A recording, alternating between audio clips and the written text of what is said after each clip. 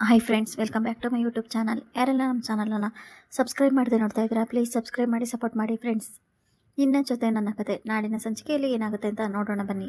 ಸಂಚಿಕೆ ಶುರುವಿನಲ್ಲಿ ಅಜಿತ್ ಮತ್ತು ಭೂಮಿ ಇಬ್ಬರು ಮಾತಾಡ್ತಾ ಇರ್ತಾರೆ. ಸಾಹೇಬ್ರೆ, ದಯವಿಟ್ಟು ನನ್ನನ್ನು ಕ್ಷಮಿಸ್ಬಿಡಿ, ನಾನು ಬೇಕಂತ ಮಾಡಿಲ್ಲ. ನೀವು ಕೋರ್ಟಿಗೆ ಬರಬೇಡ ಅಂತ ಹೇಳಿದ್ರು, ಬಂದೆ. ಇನ್ನೊಂದ್ಸರಿ ಈ ಥರ ಮಾಡೋದಿಲ್ಲ, ಕ್ಷಮಿಸ್ಬಿಡಿ ಅಂತ ಭೂಮಿ ಹೇಳ್ತಾಳೆ.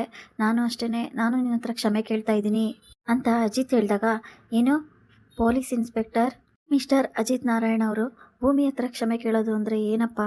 ನಿಜವಾಗ್ಲೂ ಈ ಮಾತು ಕೇಳಿ ನನಗೆ ಆಶ್ಚರ್ಯ ಆಗ್ತಾ ಇದೆ ಅಂತ ಭೂಮಿ ಹೇಳ್ತಾಳೆ. ಆಶ್ಚರ್ಯನೂ ಇಲ್ಲ, ಏನೂ ಇಲ್ಲ, ನಾನು ನಿನಗೆ ಬೈದ್ನಲ್ವಾ, ಅದಕ್ಕೆ ಕ್ಷಮೆ ಕೇಳ್ತಾ ಇದ್ದೀನಿ ಅಷ್ಟೇ, ಸಾರಿ ಅಂತ ಅಜಿತ್ ಹೇಳ್ತಾನೆ. ಸಾಹೇಬ್ರೆ, ನೀವು ನನಗೆ 5 ತಪ್ಪು ಮಾಡೋವರೆಗೂ ಕ್ಷಮಿಸ್ತೀನಿ ಅಂತ ಹೇಳಿದ್ದೀರಾ. ಹಾಗೇನೆ ನೀವು ಕೊಟ್ಟ ಮಾತನ್ನ ಯಾವುದೇ ಕಾರಣಕ್ಕೂ ಬಿಡೋದಿಲ್ಲ ಅಂತಲೂ ನನಗೆ ಗೊತ್ತು. ನಾನು ಏನೋ ಒಂದು ಕೇಳ್ತೀನಿ, ನೀವಿಲ್ಲ ಅಂತ ಹೇಳ್ಬಾರ್ದು ಅಂತ ಭೂಮಿ ಕೇಳ್ತಾಳೆ. ಏನದು ಅಂತ ಅಜಿತ್ ಕೇಳ್ತಾನೆ. ನೀವು ನನ್ನ ತಾಯಿ ಬಿಡುಗಡೆ ಆಗೋವರೆಗೂ ಟ್ರಾನ್ಸ್ಫರ್ ತಗೋಬಾರ್ದು, ಯಾವ ಊರಿಗೂ ಹೋಗ್ಬಾರ್ದು ಅಂತ ನನಗೆ ಮಾತು ಕೊಡಿ, ಪ್ರಾಮಿಸ್ ಮಾಡಿ ಅಂತ ಅಜಿತ್ ಹತ್ರ ಭೂಮಿ ಕೇಳ್ತಾಳೆ. ಯಾಕೆ ಇದೆಲ್ಲ ಆಗೋದಿಲ್ಲ, ಇನ್ನೇನಾದರೂ ತಪ್ಪು ಮಾಡಿದರೆ ನಾನು ಖಂಡಿತವಾಗ್ಲೂ ತೊಗೊತೀನಿ ಅಂತ ಅಜಿತ್ ಹೇಳ್ತಾನೆ. ಸಾಹೇಬ್ರೆ, ನಾನು ತಪ್ಪು ಮಾಡಲ್ಲ ಅಂತ ಹೇಳ್ತಾ ಇದ್ದೀನಲ್ವಾ, ನನ್ನ ಮೇಲೆ ನಿಮ್ಮ ಮೇಲೆ ನನಗೆ ನಂಬಿಕೆ ಇದೆ, ನನ್ನ ಮೇಲೂ ನನಗೆ ನಂಬಿಕೆ ಇದೆ, ಆದರೂ ಕೂಡ ನನಗೆ ಪ್ರಾಮಿಸ್ ಮಾಡಿ ನೀವು ಎಲ್ಲಿಗೂ ಹೋಗಬಾರ್ದು ಅಂತ ಭೂಮಿ ಕೇಳ್ತಾಳೆ. ಸರಿ, ಹಾಗಾದರೆ ಆಯಿತು, ನಾನು ಯಾವುದೇ ಕಾರಣಕ್ಕೂ ಟ್ರಾನ್ಸ್ಫರ್ ತೊಗೊಂಡು ಅಲ್ಲಿಗೂ ಹೋಗೋದಿಲ್ಲ. ನಿಮ್ಮ ತಾಯಿ ಬಿಡುಗಡೆ ಮಾಡಿಸಿದ ಮೇಲೆ ಬೇಕಾದರೆ ನಾನು ಟ್ರಾನ್ಸ್ಫರ್ ತೊಗೊಂಡು ಹೋಗ್ತೀನಿ ಅಂತ ಅಜಿತ್ ಹೇಳ್ತಾನೆ. ಸಾಹೇಬ್ರೆ, ನನ್ನ ತಾಯಿನ ಬಿಡುಗಡೆ ಮಾಡಿಸಿದ ಮೇಲೆ ಕೂಡ ನೀವೆಲ್ಲೂ ಹೋಗಬಾರ್ದು, ಇದೇ ಊರಲ್ಲಿರಬೇಕು, ಈ ಮನೆಯವ್ರ ಜೊತೆನೇ ಇರಬೇಕು, ಹಾಗೆ ನನ್ನ ಜೊತೆ ಇರಬೇಕು. ನಿನ್ನ ಜೊತೆ ಇರಬೇಕಾ ಅಂತ ಅಜಿತ್ ಕೇಳ್ತಾನೆ. ಅಲ್ಲ ಸಾಹೇಬ್ರೆ, ಮನೆಯವರೆಲ್ಲರ ಜೊತೆ ಇರಬೇಕು ಅಂತ ಹಾಗೆ ಹೇಳ್ದೆ ಅಷ್ಟೇ ಅಂತ ಭೂಮಿ ಹೇಳಿ, ಸಾಹೇಬ್ರೆ 1 ವರ್ಷ ಆದಮೇಲೆ ನೀವು ಇರಬೇಕು ಅಂತ ಹೇಳಿದ್ರು ನಾನು ಇರೋದಿಲ್ಲ ಬಿಡಿ ಸಾಹೇಬ್ರೆ ಅಂತ ಭೂಮಿ ಹೇಳ್ತಾಳೆ. ಹಾಗೆಯೇ ನಾನು ಕೊಟ್ಟಿರೋ ಮಾತನ್ನ ಉಳಿಸ್ಕೊತೀನಿ ಅಂತ ಅಜಿತ್ ಹೇಳ್ತಾನೆ. ಹಾಗಾದರೆ ನಾನು ಅಷ್ಟೇ, ನಿಮಗೆ ಕೊಟ್ಟಿರೋ ಮಾತನ್ನ ನಾನು ಉಳಿಸ್ಕೊತೀನಿ. ಈಗ 1 ತಪ್ಪು ಮಾಡಿದ್ದೀನಿ, ಇನ್ನು 4 ತಪ್ಪುಗಳನ್ನ ಮಾಡದೇ ಇರೋ ಥರ ನೋಡ್ಕೊತೀನಿ ಅಂತ ಹೇಳಿ ಭೂಮಿ ಹಿಂದೆ ತಿರುಗಿ ಹೋಗ್ತಾ ಇರಬೇಕಾದ್ರೆ ಕಾಲು ಜಾರಿ ಬೀಳ್ತಾ ಇರ್ತಾಳೆ. ಇನ್ನೇನು ಬೀಳಬೇಕು ಅನ್ನೋ ಅಷ್ಟರಲ್ಲಿ ಅಮ್ಮ ಅಂತ ಜೋರಾಗಿ ಕಿರ್ಚ್ಕೊತಾಳೆ. ಅಷ್ಟರಲ್ಲಿ ಭೂಮಿನ ಕಾಪಾಡೋದಕ್ಕೆ ಅಜಿತ್ ಭೂಮಿ ಸೀರೆ ಸೆರಗನ್ನ ಹಿಡ್ಕೊತಾನೆ. ಅದನ್ನ ನೋಡಿ ಭೂಮಿ ಸಾಹೇಬ್ರೆ ಅಂತಾಳೆ. ಅಷ್ಟರಲ್ಲಿ ಏನೋ ಸೌಂಡ್ ಆಯ್ತಲ್ಲ, ಏನದು ಅಂತೇಳಿ ಹಿಂದೆ ತಿರುಗಿ ನೋಡಿದ ತಕ್ಷಣನೇ ಅಜಿತ್ ರೂಮ್ ಒಳಗೆ ಅಜ್ಜಿ ಬರ್ತಾ ಇರ್ತಾರೆ. ಅಜಿತ್ ಭೂಮಿ ಸೆರಗಿಡ್ಕೊಂಡಿರೋದು ನೋಡಿ ಅಜ್ಜಿ ಶಾಕ್ ಆಗ್ತಾರೆ. ಅಜ್ಜಿ, ಏನಿದು ಕರ್ಮ ಅಂತ ಹೇಳಿದ ತಕ್ಷಣನೇ ಅಜಿತ್ ಮತ್ತೆ ಭೂಮಿ ಇಬ್ರು ಶಾಕ್ ಆಗ್ತಾರೆ. ಅದು ಅಜ್ಜಿ ಏನಂದ್ರೆ ಅಂತ ಅಜಿತ್ ಹೇಳ್ಬೇಕಾದ್ರೆ, ಅದು ಇಲ್ಲ ಇದು ಇಲ್ಲ, ಏನ್ ಅನ್ಕೊಂಡಿದ್ದೀರಾ ನೀವು, ದೊಡ್ಡವರು ಚಿಕ್ಕವರು ಓಡಾಡ್ತಿರ್ತಾರೆ ಅಂತ ಸ್ವಲ್ಪನಾದ್ರೂ ಗಮನ ಬೇಡವಾ ನಿಮಗೆ?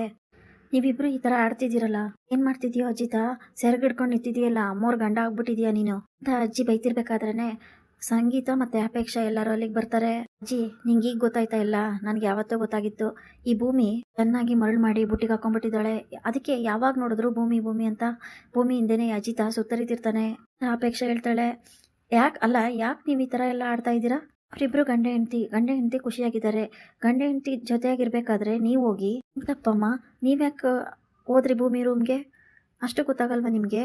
ಸಂಗೀತ ಹೇಳಿದಾಗ, ಅದು ಭೂಮಿ ರೂಮ್ ಅಲ್ಲ, ನನ್ನ ಮೊಮ್ಮಗ ಅಜಿತ್ ರೂಮು, ನನ್ನ ಜೊತೆ ಮಾತಾಡೋದಕ್ಕೆ ಅಂತ ಹೋದೆ, ಅಷ್ಟರಲ್ಲಿ ಇದೆಲ್ಲ ಆಗೋಯ್ತು, ಎಲ್ಲ ನನ್ನ ಕರ್ಮ ಅಂತ ಅಜ್ಜಿ ಹೇಳ್ತಿರ್ತಾರೆ.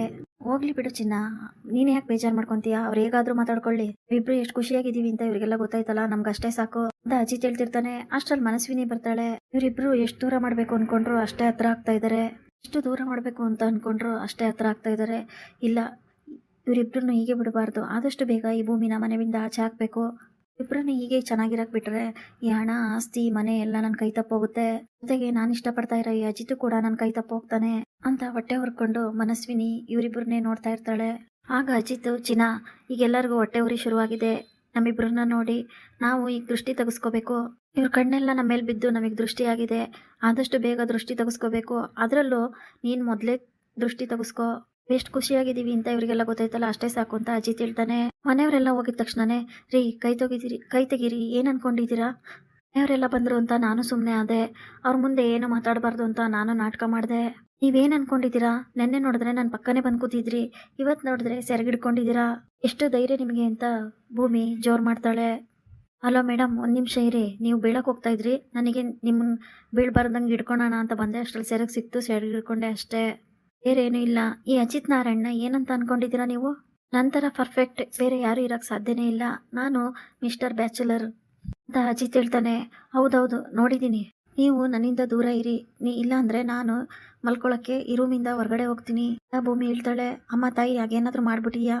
ಹಾಗೇನಾದರೂ ಮಾಡಿದ್ರೆ ಮನೆಯವರೆಲ್ಲರಿಗೂ ಅನುಮಾನ ಬಂದ್ಬಿಡುತ್ತೆ, ನಾವು ಆಡ್ತಿರೋದು ನಾಟಕ ಅಂತ.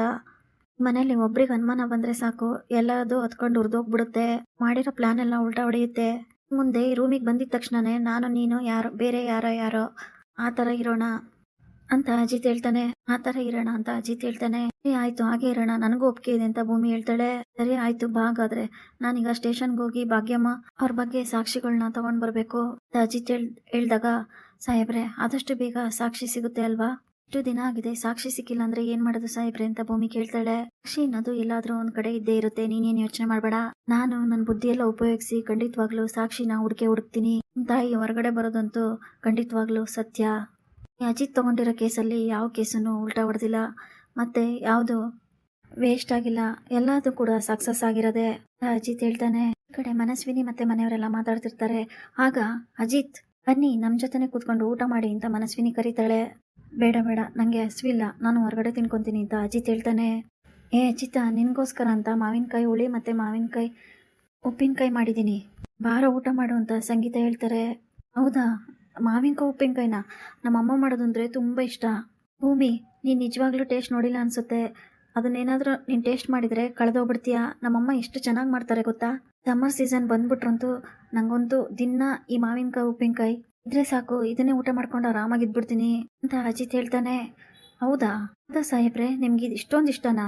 ನಿಜವಾಗ್ಲೂ ನೀವು ಹೇಳ್ತಾ ಇರೋದು ನೋಡಿದ್ರೆ ನನಗೂ ತಿನ್ನಬೇಕು ಅನ್ನಿಸ್ತಾ ಇದೆ. ಅತ್ತೆ, ನನಗೂ ಕೊಡ್ತೀರಾ ಅಲ್ವಾ? ಅಥವಾ ಮಗಂಗೋಸ್ಕರ ಮಾಡಿದ್ದೀರಾ ಅಂತ ಭೂಮಿ ಕೇಳ್ತಾಳೆ. ಅಯ್ಯೋ, ನಿನಗೂ ಸೇರಿಸಿ ಮಾಡಿದ್ದೀನಿ, ಬಾರಮ್ಮ, ಮನೆಯವರೆಲ್ಲ ಕೂತ್ಕೊಂಡು ಆರಾಮಾಗಿ ಊಟ ಮಾಡೋಣ.